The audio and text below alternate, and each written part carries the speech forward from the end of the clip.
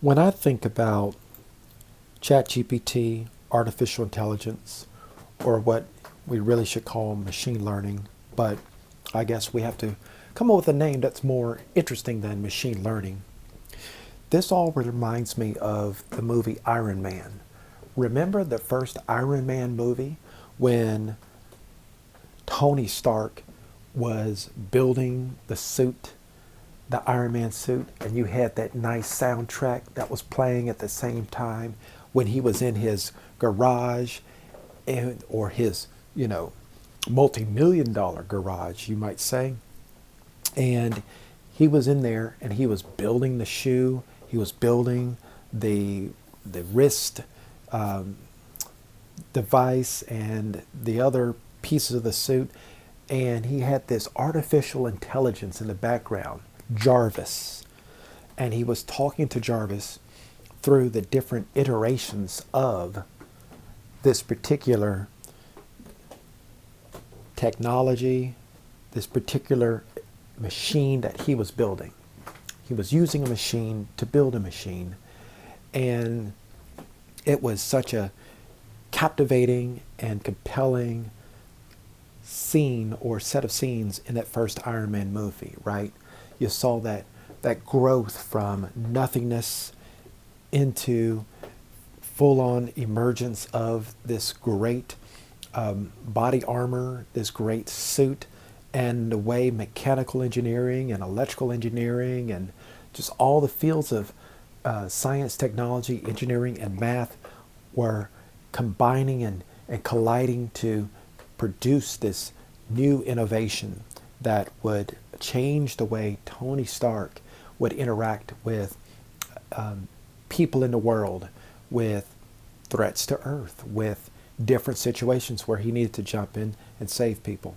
So that's kind of my experience with ChatGPT, is that it has kind of been my Jarvis in this particular case. And so this particular video is one where I am going somewhat behind the scenes. The main videos are titled Microsoft WPF and SQLites, part 1 through who knows, right? That series is going to end once I have the project finished, right? But right now it's on part 5, which is due to publish after this video. But I wanted to do the behind the scenes video first. And basically, I have skipped to the part where I am working with GPT. I call it GPT for short, where I'm working with GPT to implement a database, right?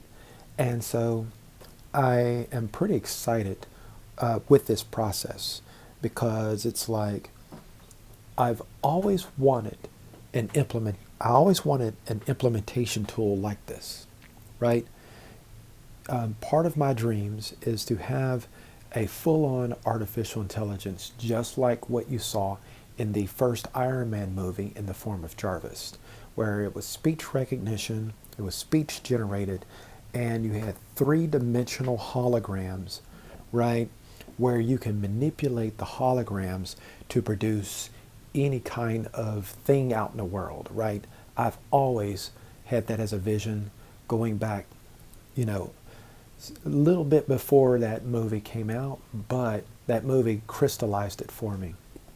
And I was like, we could create a system that was three-dimensional, that was holographic, that was voice generated, but I'm not talking about augmented reality in the form of Apple Vision Pro or anything like that. What I'm talking about is a system that generates three-dimensional and borderline fourth and fifth dimensional holography right in midair without any glasses or anything like that, just like what you see in the Iron Man series produced by Marvel in theaters, in a theatrical sense, right? And so that's kind of what I saw as where technology should go and should exist in our lifetime. But ChatGPT gets us close there, right? So Here I actually told Chat-GPT, I said, I want you to format code according to the almond style, right? And so I wanted to use a certain indentation style because the C# codes that it was putting out, they were kind of this like shortcut kind of code where, if you had these one line if statements or one line while statements or whatever, it wouldn't use braces, it wouldn't enclose it in braces. And I like to enclose all of my statements in braces, right? That's my coding convention. So I use some form or variation of the almond style. And since the almond style is the closest to the way I code, I said, hey, ChatGPT or GPT can understand that, right? It has access to that information, I would assume, and I assumed correctly, and it was able to do that. So I have another video that follows from here. It's titled Microsoft WPF and SQLite Part 5, okay? And it's going to be more like an overview. It's an overview video that shows how I went from using ChatGPT to set up a data translation from a flat file into SQLite. So in this particular discussion here, I skip all of that preamble and I go straight to the database implementation process with GPT. The reason why I did that in this video is because my main goal was to have GPT do exactly this. So this is the main crux of it, right? And so the actual result that I got with GPT, in my opinion, it is fairly innovative, right? I rarely use that word. There's very little that I consider innovative. If you go back to my statement about the third dimensional and fourth dimensional and fifth dimensional holography, right? Essentially producing the equivalent of a real-time interactive tesseract environment that we can work in and manipulate elements in the second through fifth dimensions of reality, right? That to me is ultimate programming, right? Not this stuff where we type in keyboards or even, use voice commands through GPT even. But like I said, GPT is a step further in the direction that I would like to go in terms of how we can program computers and the things connected to computers and make things happen and manifest in this world using technological tools. That's fine, right? Okay, but so doing database implementation is one of those areas where I find GPT fairly useful. And in this case, going back to innovation, right? There are various ways to do database integration code, right? And I want to state, like I'm going to state in the part 5 video, that I don't consider SQL coding. So job titles like SQL developer, to me, is it an oxymoron? I don't know, but I don't think that, to me, I don't think there's a valid designation of SQL developer. To me, a developer, a programmer, a coder use programming languages that are not necessarily Turing complete, but that give you very precise control over the software implementation. So I look at languages like C, C++, Java, Python, that ilk, right? Whereas declarative languages like SQL that transform data but doesn't really interact with the computer or give the programmer a real setup in the case of the actual language definition to manipulate the computer itself, right? I don't really consider that a programming language. So SQL does not count. But it is an extremely useful data transformation language, just like extensible style sheets, right? XSLT and XPath and XQuery and, you know, things like that. So all of that, right, that's not code, but C#, C++, Java, Python, you know, those types of languages, Kotlin, Go, whatever, that's to me is programming, right? Okay, so I find that GPT is a very useful tool for using those implementation languages to implement what we need in terms of not only data but actual functionality. Now, GPT doesn't produce code that's 100% valid once you cross a certain level of complexity.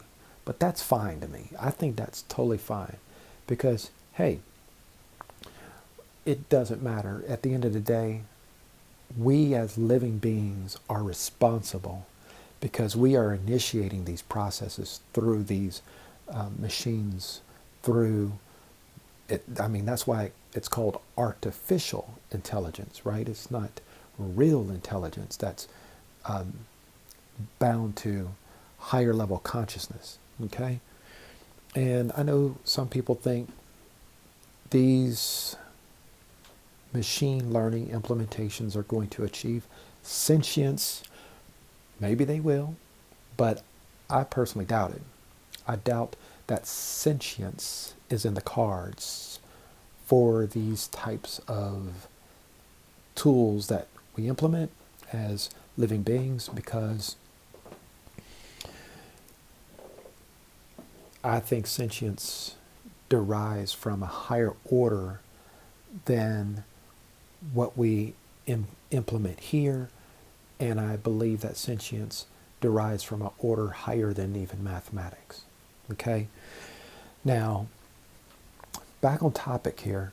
So, GPT is doing a fairly good job, in my opinion, of generating SQL implementation code to take data that is designated to an SQL-like database, to a database that is defined by the SQL-like convention.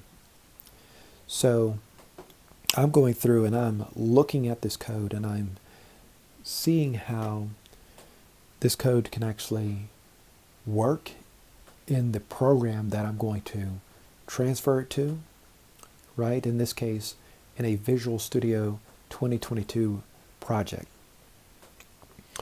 And I see some issues here, but I'm not concerned because at this point in time, in this process, I am very certain, I'm very confident that I can prompt or have a dialogue with GPT to put the code in a form that would meet my standards, or at least close enough to my standards that I would be comfortable with using the generated code in my actual implementation.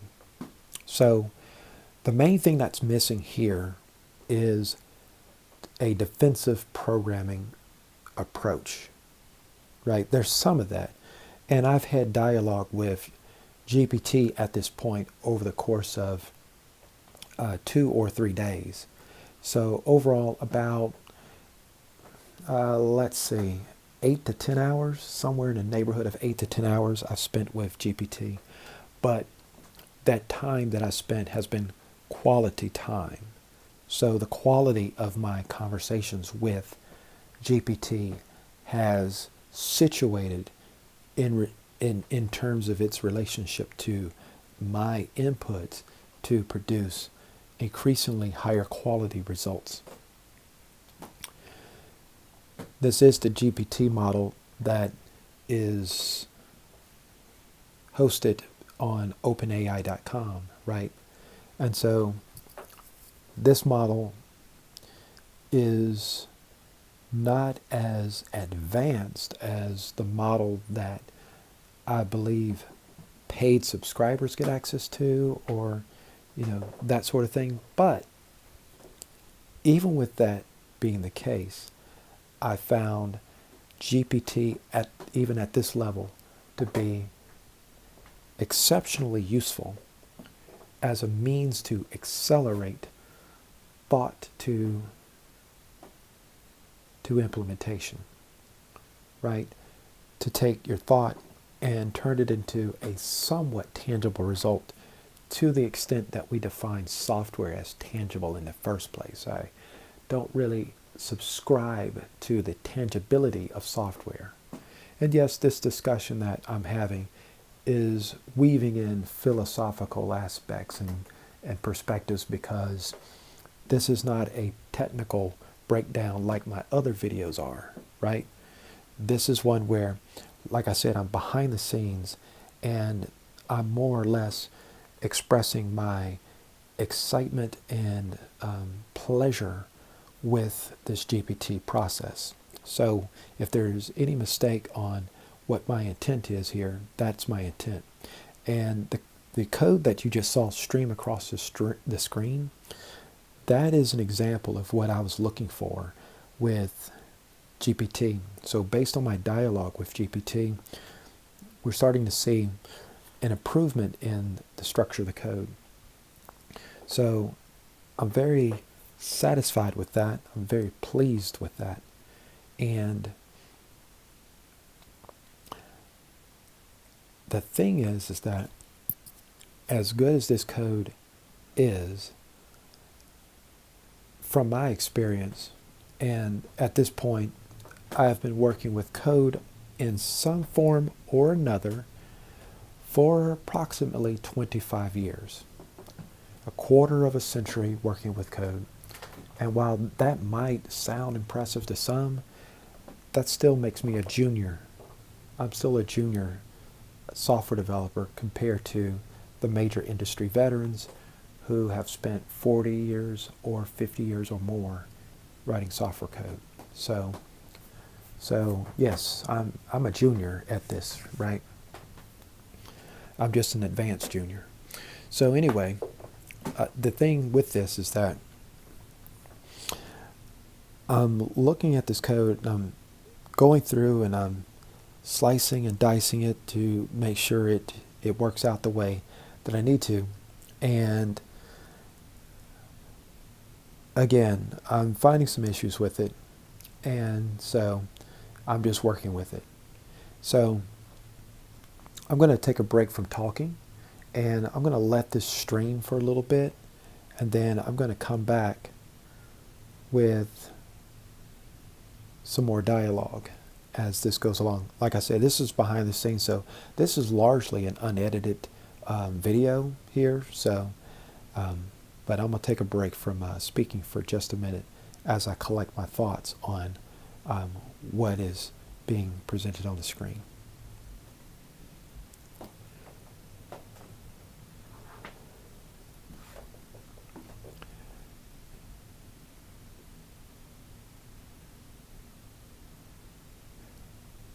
Okay, so I'm back. All right, so what I'm showing here is that I'm using a program called Notepad++. And one of the things I like about Notepad++ is that it allows me to put text files into different tabs, text content into different tabs, and I don't have to save those tabs as a file, right? I can close Notepad++, and then when I open it, those same tabs, even in their unsaved state, will still be there, right? So that's a cool feature. But I can do a lot of things with Notepad++ that I can't do with the regular Notepad built into Microsoft Windows. And so I'm glad the tool exists. But I put the code that GPT generated into Notepad++ because it's easier to read in here. That's the fundamental reason why I did that. It's just plain, straightforward, easier to read in here. And I didn't want to paste it into Visual Studio. Didn't need to paste it into Visual Studio. And I saw that the code had room for improvement, right? And so that's the dialogue that I'm having with GPT right now. Is I'm letting the language model know that I am pleased with what it's done, right? Because you need to talk with it in a certain kind of way. You get better results that way. Now, some would say that's weird, that you would program some kind of emotional reaction dialogue structure in a large language model. I guess, but I think at the same time, it allows the language model to evolve in such a way where it more neatly fits in with human beings rather than have the human beings have to fit in with it, right? So it's really adapting the large language model, or these language models, you might say, with humanity, okay? With the way humans have evolved in terms of expressing cognition and expressing consciousness through the form we call language. So I really do want GPT at this point to express the code in a very specific way, but I need to work up to it so that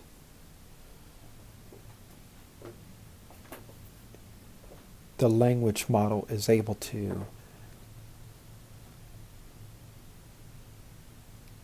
have the right, not just the right context, okay? Because that's a crude way of saying what I'm actually wanting to express, but rather I'm thinking of a series of contexts, right? Not just one context, right? You can overuse the word context when what you really mean is you have interlocking layers of semantic information and concepts that need to work together to produce a result, right? So that's what I'm actually attempting to achieve in the background, so that the actual input to GPT during the dialogue is less verbose over time. So it's sort of like when you tell an expert what you want done, and they can get what you mean without you having to fill in all the details, right? Or go into too much detail in the conversation. And the expert either gets 90 to 99% of the way there, if not 100 to 1,000% of the way there. It could go either way, right? The experts rarely get it completely wrong, right? It's either going to be 90 to 99%, or it's going to be 100% or 1,000%. It's like it's going to either meet the standards or exceed the standards, right? And so that's what I'm doing here with GPT. Now, in this particular case, it failed to meet my requirements. And, that's understandable. It's quite understandable, right? So GPT failed to meet my requirements in this case. So I needed to take another look at the code, right? And what I'm doing here is I am essentially getting my own mind to the level where I can communicate my intentions in a better and higher quality way to GPT to achieve my objectives. I do have my own cheat code that I developed the day before with GPT, and I will reveal that in a moment. And I do mention that in the previous videos, as well as the upcoming video, Microsoft WPF and SQLite part 5, right, where I more prominently feature the use of GPT. But in this particular case, right, I wanted to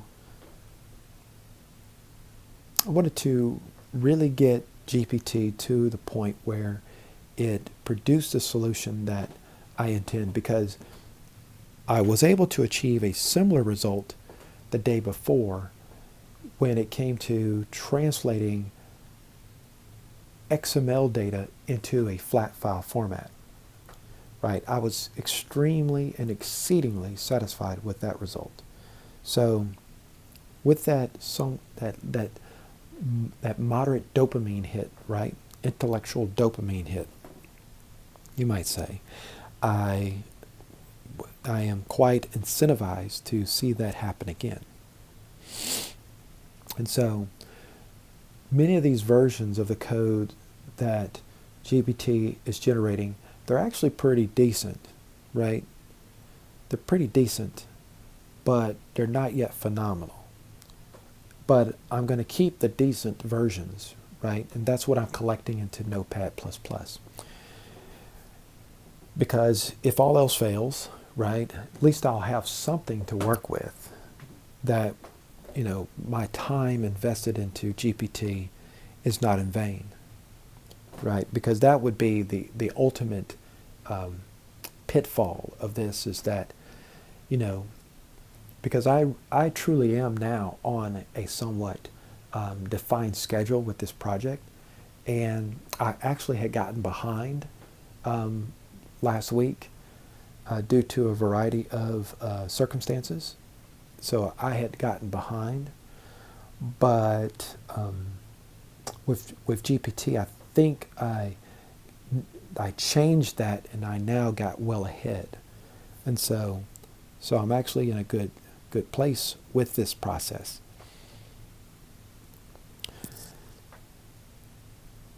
So here I'm actually having a real conversation with GPT, or I'm being much more direct and much more forthcoming in what my true intentions are with respect to the code that it's generating. Because at this point it's been well established that the LLM does understand, or conceptualizes in the model itself what the requirements are, the constraints, the inputs, the operative structures in terms of data and relevant algorithms. And now it's a matter of a form, of expressed form, right? Because in many respects, the code that GPT has put out will work. Well, not the other codes that I talk about in the other videos, but this code here that it's generating, in many respects, this code is workable code from what I can tell, right? Because I spent a lot of time with ADO.NET, a lot of time, since the year 2000. Since the year 2000. So I spent a lot of time with ADO.NET. And so I've written object relational mapping tools by hand. I have invented them. I have created them. I've created the type of tools that can take a database definition and reverse it out back into C#. I've gone, all the way into all of that over a decade ago and before. And so I have no intention of revisiting that, but that is a huge promise for me with GPT in this particular interaction. It's like ORM on steroids. It will do the object relational mapping for me by mere words that I give it. And I don't have to sit there and code a tool to do it. And I don't necessarily have to invest extensive time with the latest and greatest ORM tool out there. I can do ORM any kind of way now, just using this process. So that's the discussion I'm having with GPT now is, let's see if we can get to the level where it will produce the code it's been producing, but do it in a way that is more robust and will greatly reduce the amount of latent defect that such code can have when you're implementing it at the level of ADO.NET or direct mapping to a database. Right? And when I say direct mapping, I mean a near one-to-one relationship between what we would call an imperative programming process mapped to a declarative data transformation process. So let's see what we get here. And in this dialogue that I've had with GPT, the stage has been set. So I'm going through the conversations. I'm looking through everything. My mind is processing all of this in real time, right? I'm not going to give it another day. I would like to achieve this today. And I'm just going through and I'm seeing where I may have gone wrong and what may be the missteps involved in the LLM in terms of its assumptions, and see if we can meet in the middle, because what I'm looking at here is the type of codes that were in the right direction. Like you have these SQL-like commands that where it was bound to queries that checked for the existence of certain rows, and that's a good structure to have, right?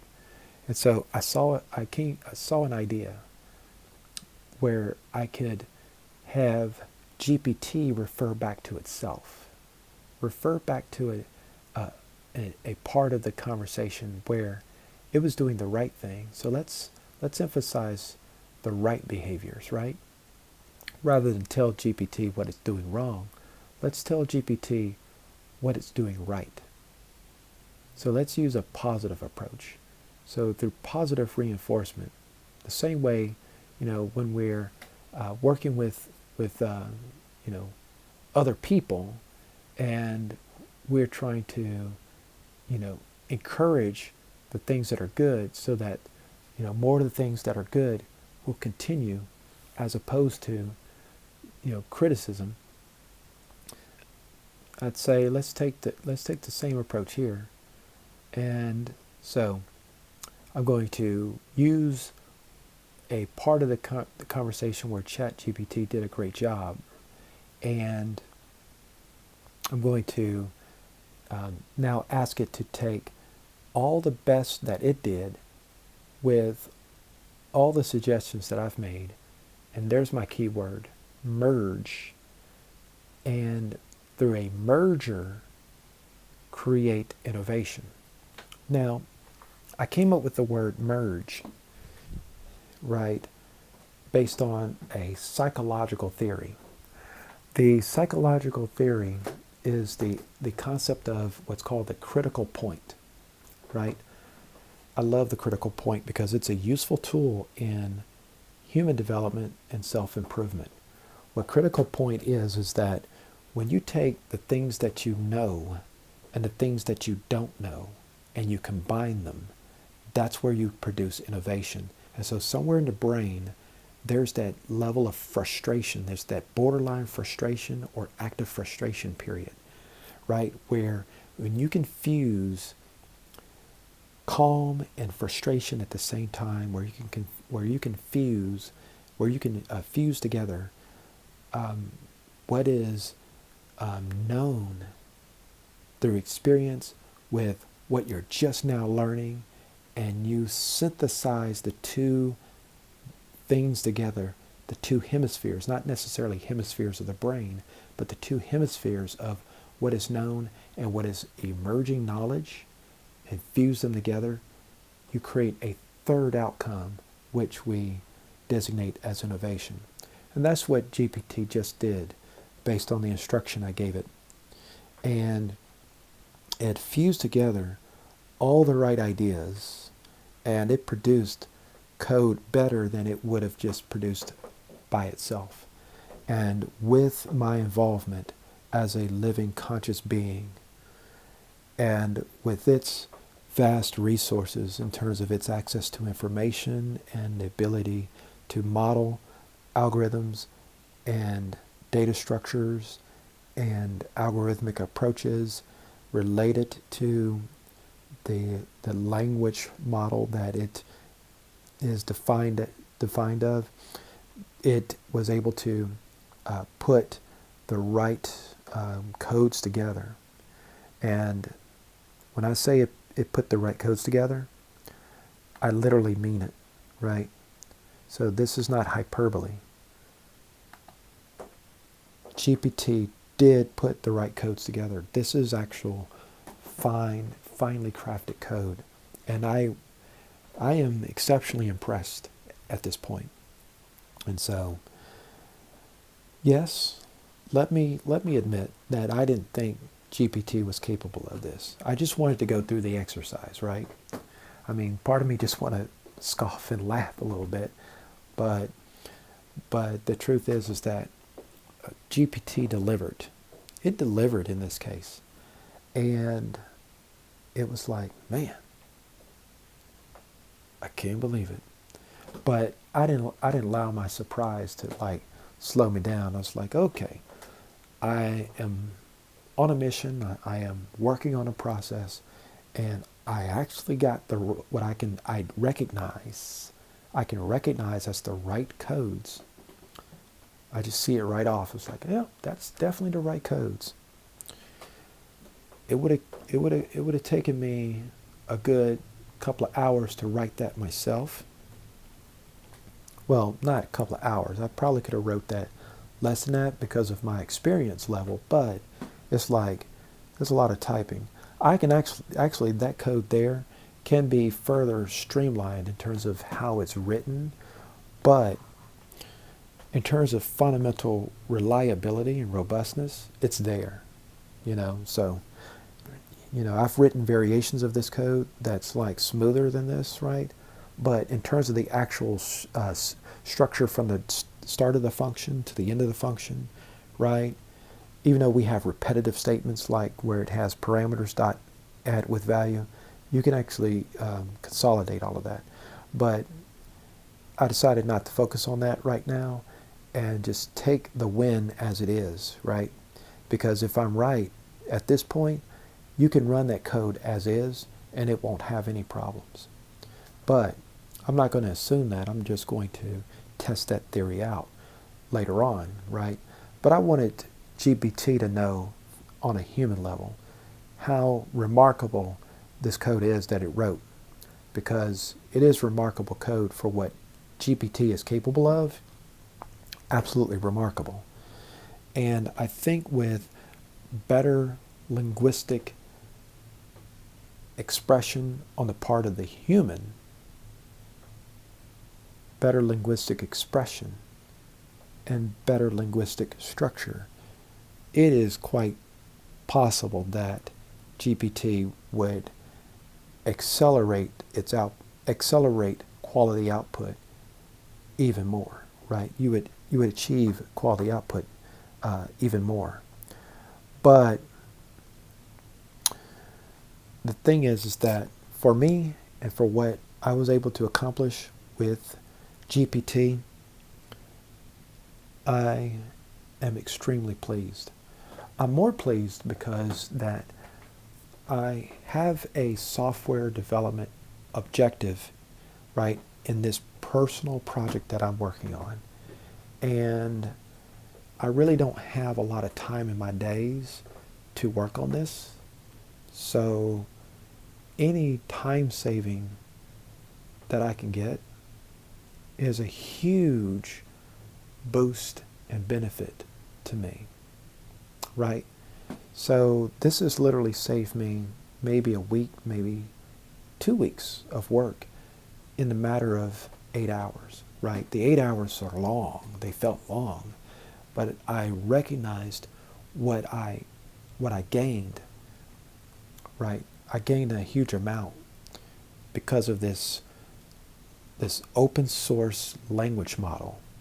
Open source, free software foundation, Linux Foundation, open source philosophy, the open source community has made innovation possible in our times. So, to all the Linux developers out there, because without them, you wouldn't have the server technology to be able to run OpenAI. And for all the AI developers who freely contributed to this code, and to Google, who freely put their intellectual concepts in the form of a white paper that inspired these open source artificial intelligence developers, I say thank you. I'm extremely, and what is that word when you're skeptical but you're still pleased? I am pleasantly surprised. I'm pleasantly pleased with what has occurred here. Period, point blank. So, to me, this proves the true benefit of open source as the prime driver of innovation in information technology and computers. I don't know about any other area of creation, mechanical engineering, physical sciences, all of that. I don't know about any of that in terms of how openness works there. But I do know that in the realm of computers and in the realm of software and hardware, that open source has had a profound impact on society. And so I am definitely seeing the benefit of it here. And I'm wrapping up this conversation with GPT, letting it know what's coming in the future, right? It's like, it's kind of like, does GPT think about the future? I don't know, but why don't I take a chance and see? So I'm priming it up for a future conversation that I'm definitely going to have with GPT. I'm going to talk to it about the WPF API. I'm going to talk to it about certain aspects of the WPF API. And I'm going to have it relate that WPF API to the SQLite database, right, that I had it work with. So if it does work across the chat sessions that I've had with it, which I have some circumstantial evidence to suggest that it does, then I think we have a good chance that it will.